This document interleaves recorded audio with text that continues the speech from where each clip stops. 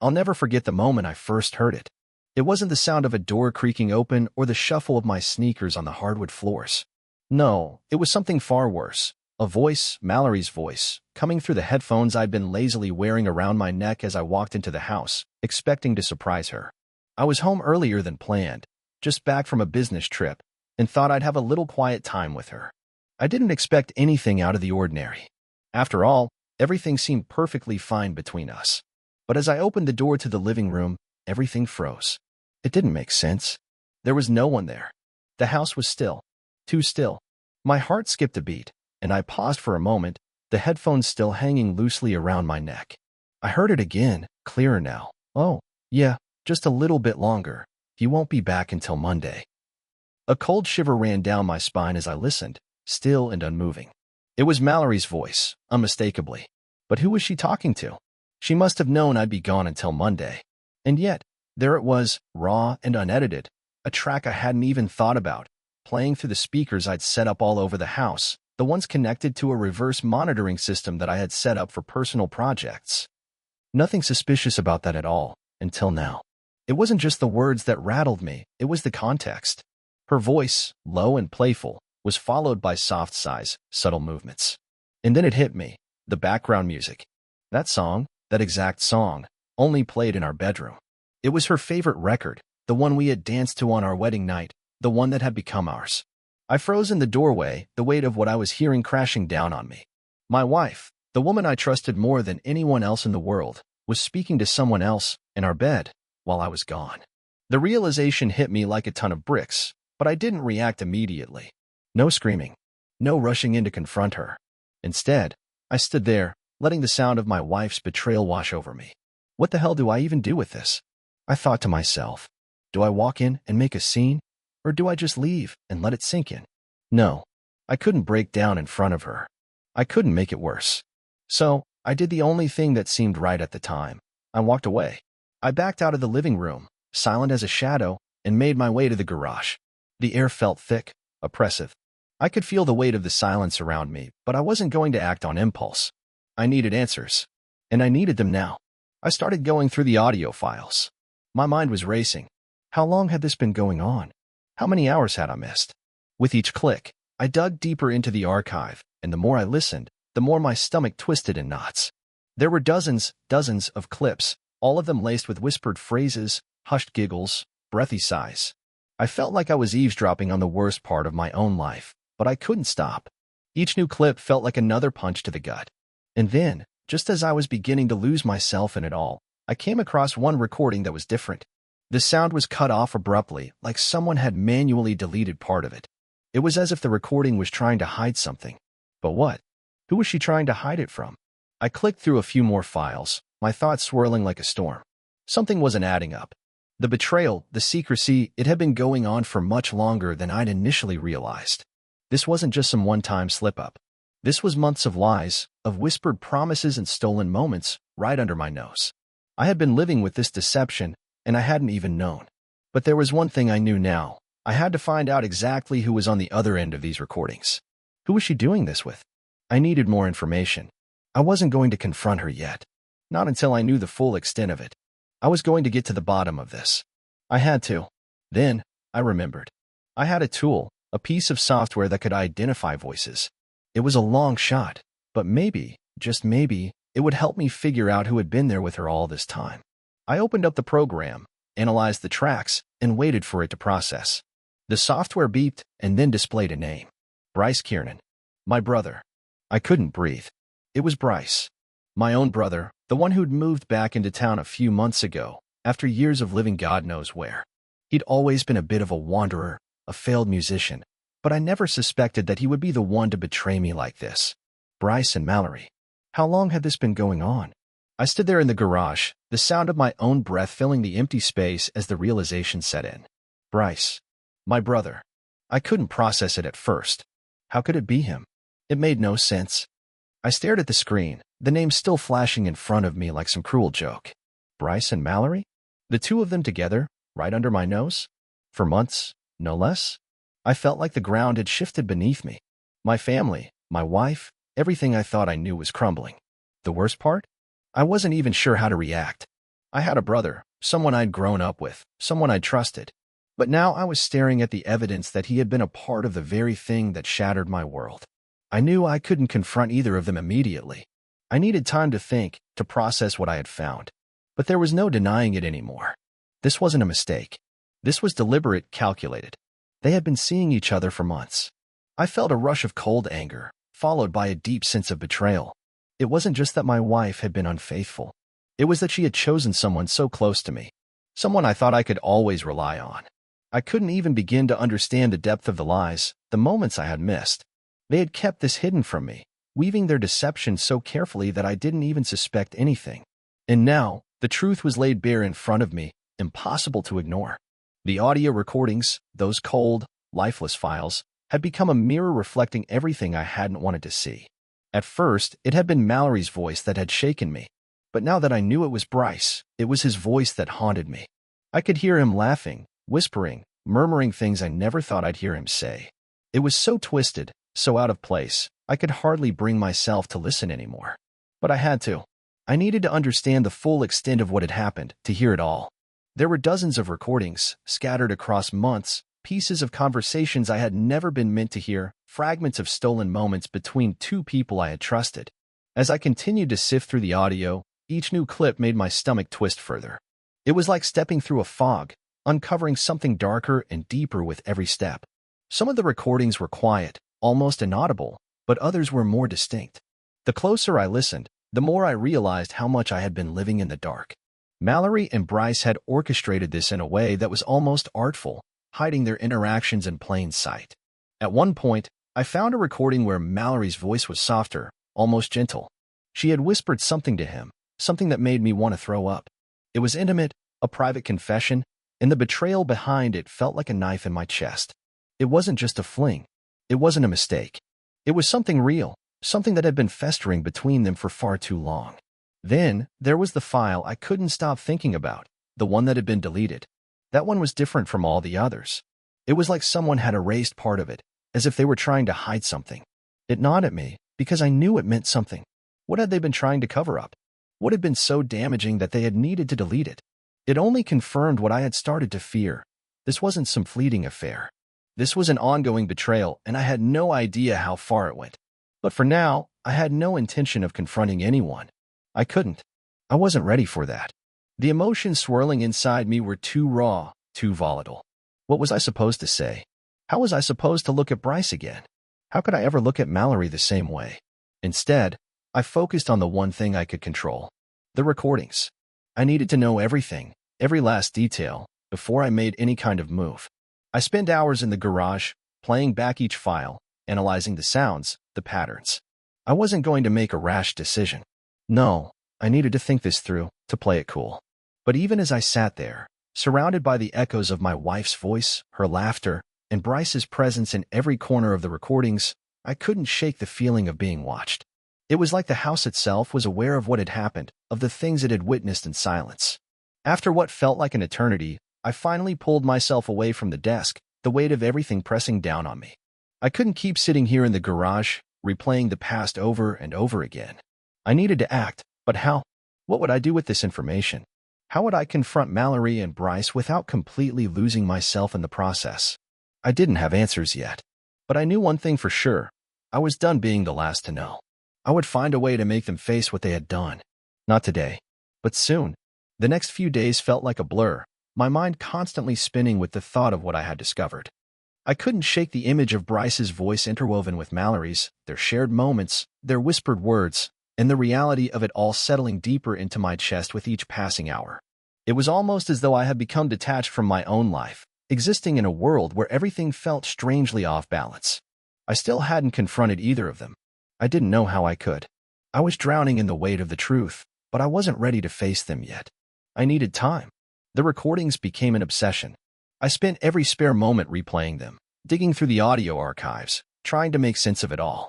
There was something both soothing and sickening about the sound of their voices. In some strange way, it was like I was becoming addicted to the confirmation of what had been happening behind my back. The recordings didn't lie. They never did. They told the story of betrayal in its purest form, one that I had been too blind to see. But even as I dug deeper, I knew I couldn't live in this chaos forever. Something had to change. I had to find a way to gain control over the situation, to regain some sense of clarity. I found myself reaching for the software again, the voice analysis tool I'd used before. The program had already helped me identify Bryce's voice, but I wasn't content with just that. I needed to know more. I needed to understand how long this had been going on, how deeply they had buried themselves in this lie. I wanted to know everything. It was the only way I could wrap my head around what was happening. As I input more files into the system, I felt a creeping unease wash over me. Each new analysis revealed more than I had expected. Some clips had a clearer sense of timing, months' worth of audio that painted a picture I hadn't been prepared for. They had been seeing each other for longer than I could have imagined. This wasn't a brief fling, a passing moment of weakness. This had been something far more intricate, far more long-standing. But then there was another discovery, one that shook me to my core. As I was going through one of the more recent files, the program flagged something unexpected. There, embedded in the audio, was another voice. A faint whisper, almost lost in the background, but unmistakable once I recognized it. It wasn't just Mallory and Bryce. There was a third person. My pulse quickened as I isolated the segment of audio, the voice coming through clearer now. This voice was unfamiliar to me, a deep, gravelly tone, one I hadn't heard before. Who the hell was this? And why was this person a part of their conversations, their secret moments? I immediately ran the analysis again, desperate for an answer. The program processed the clip and then flashed a name at me. A name that made my stomach churn. Jared Vaughn. Jared Vaughn?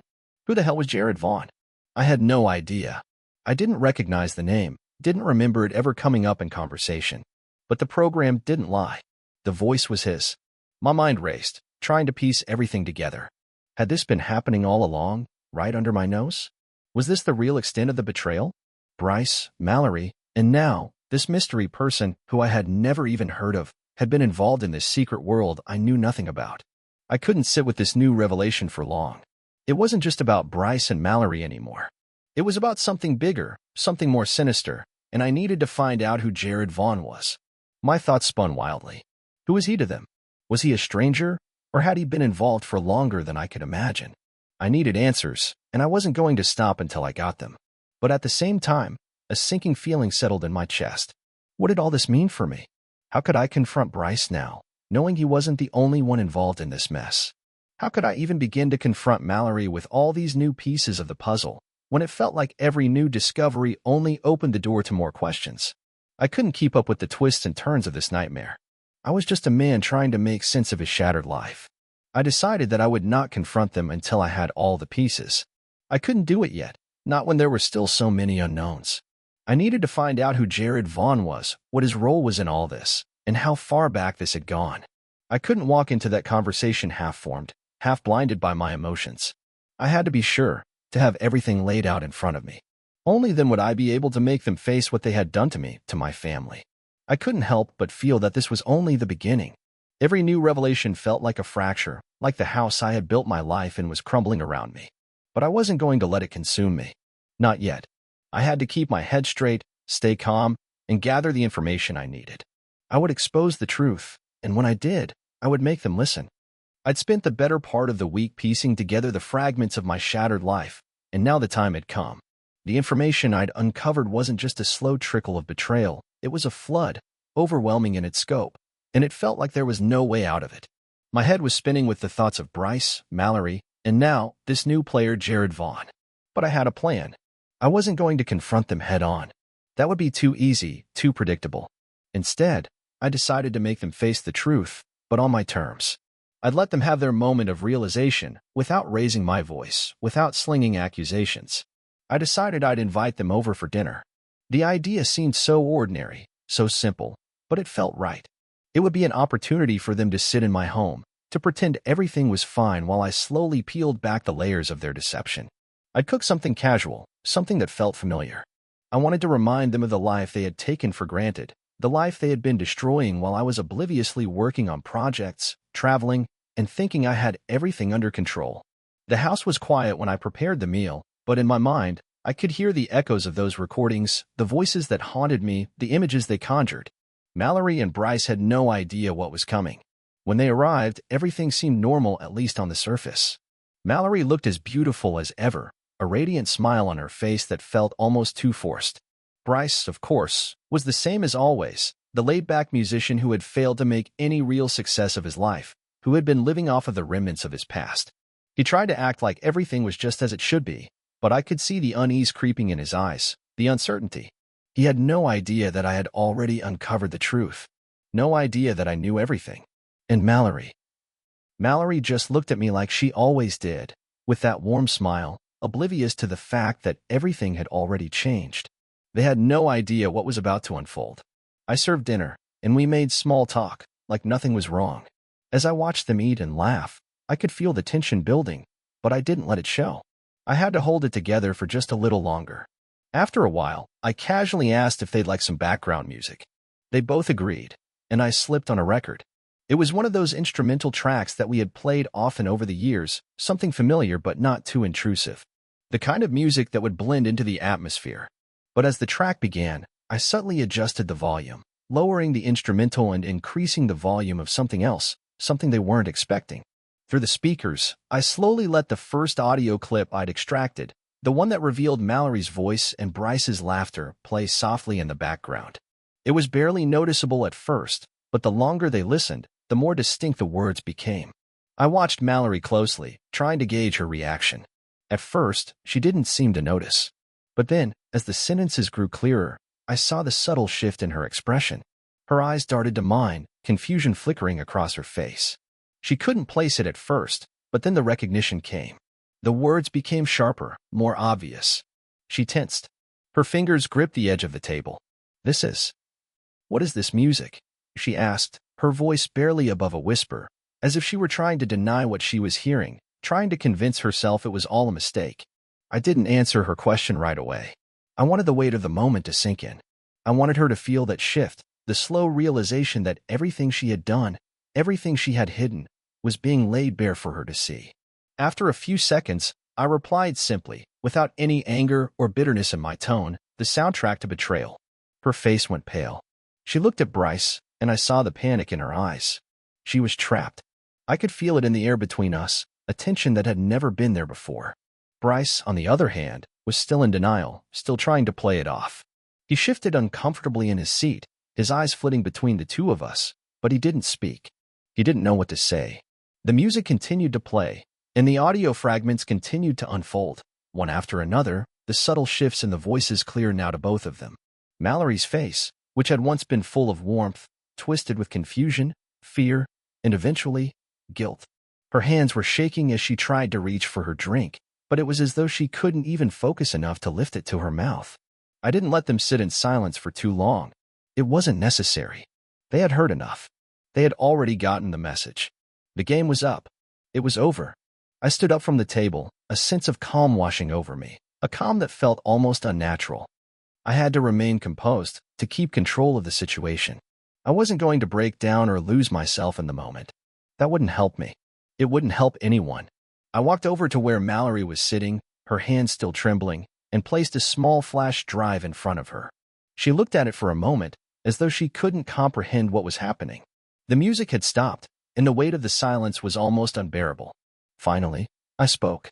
"Listen to this whenever you want to remember what you lost." Her eyes filled with tears, but I couldn't bring myself to care. I wasn't angry. I wasn't furious. I was just done. I had been done the moment I walked into that house and heard those recordings, the moment I realized how little I knew about the woman I had loved, about the family I thought I had built. I wasn't going to scream at her. I wasn't going to ask her why. She knew why. They both knew why. I didn't wait for a response. I didn't need one. I simply walked them out of the house, closing the door behind me without looking back. The finality of it hit me as I stood there in the silence. I wasn't sure what came next. All I knew was that it was over, and there was no going back. The days that followed felt oddly still, like the world had paused for a moment, allowing me to breathe again. I had made my decision, and though there was a lingering sense of finality in the air, there was also a strange sense of peace. It was as if the weight that had been pressing on my chest for so long had finally lifted, even though the emptiness was still there, lingering like a shadow. I didn't feel angry anymore, or at least, not in the way I had imagined. It wasn't the furious rage I thought would consume me. It was something quieter, something more devastating. The betrayal had been like a poison, and now that it had been exposed, All that remained was the hollow ache of a life I could no longer recognize. In the days after I asked them to leave, I focused on my work. I threw myself into a new project, a documentary about acoustic disturbances in silent spaces. It was something I had been toying with for months, but now it felt like the right time to dive in. It was cathartic in a way, the act of recording and analyzing sound, the ability to capture moments of stillness, to break them apart and examine them. But as I worked, something started to shift in the way I saw the project. I had always been fascinated by the way silence could speak volumes, how the smallest disturbances could carry the weight of truth. Now, I couldn't help but hear the echoes of my own life in every recording, in every whisper of sound. I realized that there was a part of me that wanted to incorporate the story of my own betrayal into this documentary. It wasn't about revenge. It wasn't about making them pay for what they'd done.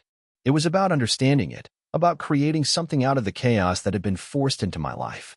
I began to weave those recordings, Mallory's voice, Bryce's, and the mystery of Jared Vaughn, into the fabric of the documentary. The background track of betrayals, of lies, of unspoken truths. It was a silent confession, buried in the noise of everyday life. I couldn't explain it to anyone, but I knew it was the right thing to do. There was a strange beauty in the way these moments, these intimate betrayals, could be captured in sound, how silence and noise could intersect to reveal something raw, something visceral.